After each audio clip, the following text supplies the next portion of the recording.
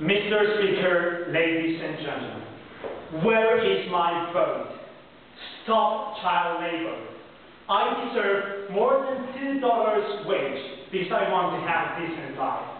These are the voices we hear on our streets, and the proposition side of this house is telling us to silence them. We don't want to hear them more. That is what they are telling us. But ladies and gentlemen, today in the opposition side, we stand on a side that believes in expression, that believes in freedom of speech in our democratic systems, that believes also in change and improving life quality for people and our society. Ladies and gentlemen, it is on these grounds where we build up our case based on three main arguments. First, Bernardo talked to you about how strikes express the demands of society.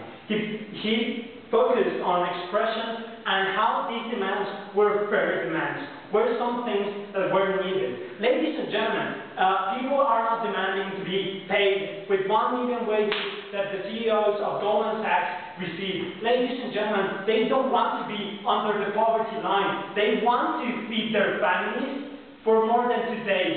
And ladies and gentlemen, we believe these are decent claims. His second argument dealt with strikes as a means to change. How they set an ultimatum and created an actual condition and environment where change was imminent and where the demands were heard. Ladies and gentlemen, the proposition side kept talking about how the cost was too much and the economic crisis and companies suffer. But ladies and gentlemen, if they don't want to suffer more, they have to hear the demands of people. Our third argument, which I deal in my speech, has to do with improving society and the system. But before I do so, I have a couple of points in rebuttal to make to the proposition case. First, they talked about the economic crisis, and they kept talking this through Juliana's speech. But really, ladies and gentlemen, who is being ravaged by the economic crisis? Companies are earning even more than they expected, even more than they earned before the crisis. Goldman Sachs, many companies as Nike, are still earning thousands of dollars and billions, ladies and gentlemen, but they are telling us that these companies aren't able to pay decent wages to their people. But ladies and gentlemen, they consider these. They even maximize profit, even considering as if they hypothetically pay decent wages. Because, you know, they even maximize their profit by not doing so. We believe that it is their responsibility and it is the right of people to have better conditions at work. And we believe that these are decent claims. The economic crisis may create unemployment, but ladies and gentlemen, if I am not paid a decent wage, then I will stop being a teacher at Oaxaca and I will start driving a taxi because I earn more. I really wouldn't care about the children because I cannot pay for my own bills at home. Ladies and gentlemen, I'll take it in a second. Ladies and gentlemen, it is about considering those who really are affected in the economic crisis, and these are laborers and people who actually need improvement in their life. Yes, sir. But what about if those children were yours? What about if it is your culture? What happened to the Guelaguetza? It was cancelled. Okay, thank you very much. Well, yes, this cultural festival in Oaxaca was cancelled because teachers kept demanding. But ladies and gentlemen, if we take a look at the history in Oaxaca, teachers have been demanding decent wages and all over Mexico and the world for the last 10 years. If the unions and government, our companies, I'm answering your point, have ever paid decent wages and answered to their early demands, then we would have these progressive problems. Ladies and gentlemen, strikes won't stop even if you abolish them, because people really have claims that are worthy, claims and benefits that outweigh the cost. On our second point of rebuttal, they keep telling us how these social impact they had and violence created on the streets because of strikes was really cruel, because, you know, companies weren't able to pay good wages and people kept demanding and making unfair demands. But we never heard exactly why they were unfair demands. And Juliana told us only that maybe they didn't deserve it. But ladies and gentlemen, even someone who isn't working receives a better welfare than some of the wages that we have in our world. So basically, we believe that it shouldn't take you 4 lifetimes have a decent life in a few months. Ladies and gentlemen, we believe that we need a first system. And this is what leads me to our third point argument in our opposition case.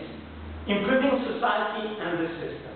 Improvement is a goal that these huge companies who are ravishing their employers and giving them bad wages is something that they even want. Improvement is something desired, and it is a goal in all areas of society.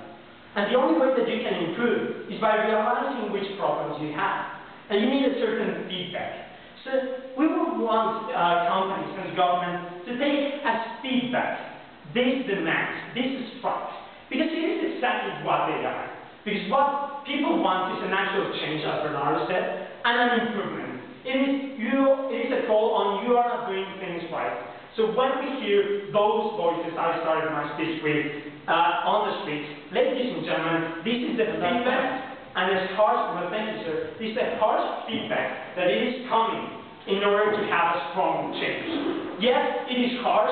Yes, the economy may be really bad, but we don't care, because what we believe is the priority is people. Yes, it costs, but ladies and gentlemen, we need to also focus on them, on innovating, because democracy and also the economy is designed in order to innovate, to improve, to give people what they want. Because if people don't want to buy something that is not green, let's say a company who is ravishing also the natural resources, basically people don't buy that company. And if you have a strike that says, stop child labor or stop cutting trees, ladies and gentlemen, we believe that this is something society wants. So in the short term, we have improving society because companies would stop cutting trees. Yes, maybe they don't have profits in 2 months of strike. We couldn't care less because we want the trees to stop being cut. We believe it is important. But in the long term, we also have this creation of attitudes, of exercising the rights that exist in a democracy. And we believe it is important to create incentives and to teach our children in Oaxaca that they can strike, they can demand from their government and companies that they can have a better life quality. So yes, people in South Africa who is on strike is doing a pretty good job at building beautiful stadiums. But you know what is even more important is that they are exercising their rights. We believe this sets a precedent that improves the system by creating a society that responds and makes a fairer system. So what have I told you in my speech is that the proposition side basically only cares about the economy and, you know, these big people who are on top of the company, but they don't care about fair demands. And also I told you about how it is important to improve society and the system by allowing strikes. It is on this grounds that I beg to propose. Thank you very much.